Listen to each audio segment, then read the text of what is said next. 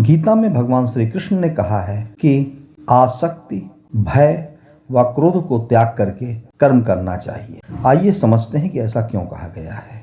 क्योंकि आसक्ति, भय व क्रोध के साथ यदि हम कोई कार्य करेंगे, कोई कर्म करेंगे, तो हम कर्म के साथ न्याय नहीं कर पाएंगे। हमारा कर्म एक निजी इच्छा या प्रभाव से युक्त होगा जो समाज के लिए, हमारे स्वयं के लिए कल्याणकारी नहीं होगा या बेहतर नहीं होगा। अब उसके बाद यह कहा है कि उस कर्म को परमात्मा को समर्पित कर दो। तो अगर हम अपने कर्म को परमात्मा को समर्पित कर देंगे तो उस कर्म के फल से भी हम मुक्त हो जाएंगे। और यदि हम उस कर्म को अब सहेजे रखेंगे, उस पर गौरव अनुभव करेंगे कि मैंने ये किया, तो कभी असफलता मिली तो हम निराश होंगे, सफलता हुई तो हम अभिमान से भर जाएंगे। दोनों स्थितियां हानिकारक हैं। इसलिए आसक्ति रहित होकर के ही कर्म करना चाहिए, भय रहित होकर के कर्म करना चाहिए एवं क्रोध से मुक्त होकर के ही कर्म करना चाहिए। और ऐसा करने के बाद अपने कर्म को परमात्मा को जब हम समर्पित कर देते हैं तो उस स्थिति में हम अपने निजी लाभ की कामना से मुक्त हो जाते हैं। नहीं तो हम सोचते हैं मैंने इतना काम किया, मुझे ये मिलना चाहिए था, नहीं मिला, और या अगर हमको कुछ मिल गया तो हमने सोचा कि नहीं मैंने कर लिया, मुझे मिल गया, तो अभिमान उत्पन्न होता है। तो अभिमान और विषाद दोनों हानिकारक होते हैं।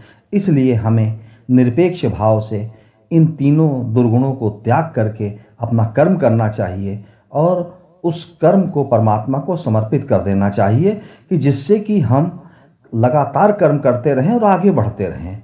हम अगर इस तरह से कर्म करेंगे तो हम किसी मंजिल पर नहीं रुकेंगे, बल्कि मंजिल से आगे की भी राह हमारी होगी और हम सतत आगे बढ़ते रहेंगे। यही गीता में कहा गया है। और गीता के में जो ये कहा गया है, इसका मूल अर्थ यही है कि मनुष्य अपने जीवन के अंतिम सांस तक अपने नियत कर्म को करता रहे और आगे बढ़ता रहे। जैसे जेम्स वाट ने भाप का इंजन बनाया, वो नहीं चल पाया, फिर उसके बाद जो है जॉर्ज स्टीफेंसन ने उसको डेवलप किया, फिर आगे देखिए हम बुलेट ट्रेन पर पहुंच गए।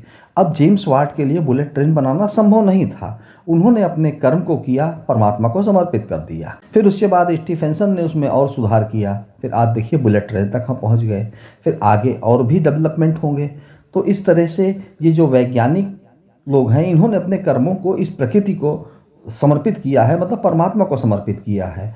तो हमारा प्रत्येक कार्य जो है वो हमारे निजी स्वार्थों के लिए नहीं है, बल्कि वो समाज के लिए है। जैसे न्यूटन ने जब बिजली का आविष्कार किया तो वह क्या न्यूटन के लिए था, उन्होंने अपने लिए किया था। आखिर ऐसी कौन सी संपदा है कि जो आज न्यूटन को दे दी जाए तो उनके कार्यों का मोल लगाया जा सकता है। आज पूरी दुनिया जो बिजली पावर का इस्तेमाल कर रही है हर क्षेत्र में, उसके लिए जो न्यूटन ने किया है वो एक बहुत बड़ा पुण्य है। तो वो कर्म उन्होंने इस संसार को समर्पित कर दिया, मतलब परमात्मा को समर्पित कर दिया। तो इस तरह से मनुष्य को कर्म करना चाहिए और उस कर्म फल से स्वयं नहीं चिपकना चाहिए कि ये मैंने कर्म किया है, ये मेरा कर्म है तो इसका लाभ भी मुझे प्राप्त हो, बल्कि कर्म करता जाए, आगे बढ़ता जाए और प्रकृति जो है उसको शक्ति देती जाएगी। प्रकृति की शक्ति से ही वो कार्य कर रहा है, तो इसलिए अपने कार्यों को नास्तिक उसको प्रकृति की शक्ति मान सकते हैं, आस्तिक परमात्मा की शक्ति मान सकते हैं। तो जब वो उस शक्ति से जो अनाज हम खाए हैं, जो हमने हवा में सांस ली है, वो सब प्रकृति ने दी है। और फिर जो हमारा ये शरीर है वो भी प्रकृति प्रदत्त तत्वों से ही निर्मित है या परमात्मा का दिया हुआ है। तो जब हम उन सब शक्तियों से के सहयोग से कार्य कर रहे हैं तो मेरा ये जो कर्म है वो केवल मेरे लिए ही कैसे हो सकता है, वो जो है इस प्रकृति के लिए है, क्योंकि हम प्रकृति से ही बने हैं और प्रकृति को ही अपने कर्म को समर्पित करना है। मतलब हम परमात्मा से बने हैं, परमात्मा को ही ये कर्म समर्पित करना है। तो इसलिए मेरा अपना कोई निजी लाभ, द्वेष, हानि नहीं है। कर्म सफल होता है तो भी हम वैसे ही रहें और कर्म असफल होता है तो भी हम वैसे ही रहें। इसीलिए और यहीं से इस सूत्र का उदय होता है कि सुखे दुखे समेत कृत्वा लाभा लाभो जया जयो। सुख दुख में हम समान रहें, लाभ और अलाभ की स्थिति में हम समान रहें, मतलब कर्मरत रहें। जब हम इस भाव से कर्म करेंगे, आसक्ति भय व क्रोध को त्याग करके अपने कर्म को परमात्मा को समर्पित करेंगे, तो हम सुख दुख हर्ष विषाद हमारे लिए कोई मायने नहीं रह जाएंगे। हम अपने कर्म में लगे रहेंगे और हम इस प्रकृति को, इस परमात्मा के संसार को हम और अच्छे से अच्छा बनाने का प्रयास करते रहेंगे।